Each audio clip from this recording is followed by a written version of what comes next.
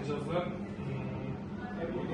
sizlarga hambanklardagi Green kredit mahsuloti bilan tanishtirmoqchiman. Bu Green mahsuloti asosan quyosh panellari sotib olish va o'rnatish uchun ajratiladi. Bunga mijozlar doimiy shaxs daromadiga ega bo'lgan O'zbekiston Respublikasi fuqarosi bo'lishi kerak.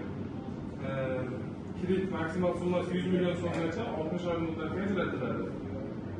Boshlang'ich to'lov talab qilinmaydi. Imtiyozli davri 6 oygacha.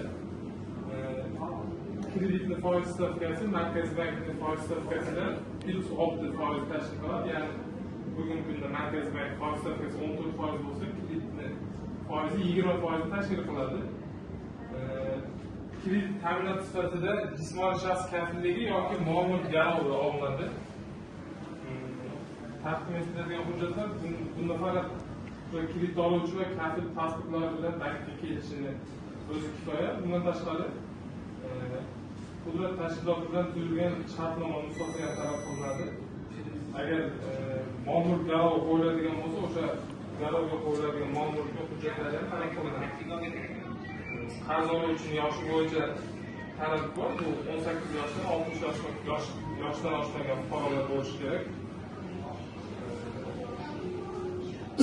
Bunda shartnomaga asosan o'sha maksimal 100 million so'mgacha kredit summasi ajratib beriladi. O'sha olib-sotish shartnomaga asosan o'sha shartnomachi firmachini hisob raqamiga pul to'g'ridan-to'g'ri o'tkazib beriladi. Tushunmagan savollaringiz bo'lsa, yana so'rasanglar batafsil tushuntirib beradi. Quyosh paneli qiziqish bo'lsa, chiqarib beradi. Onu olib kelib, panelni o'zini olib kelib, o'zi ustasi bor, olib kelib qo'yib beradimi? Kelib o'zingiz firmachilar o'zi olib beradi-da. ustani qilyapti-da. Hammasini o'sha shartnoma kirgizadi.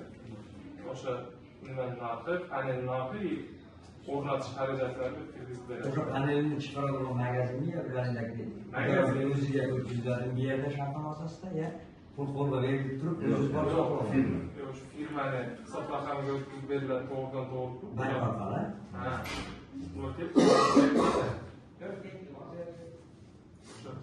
Firmachiga shartnoma imzolaysizda, misol 2 kilo, 5 kilo, 10 kilo shartnoma.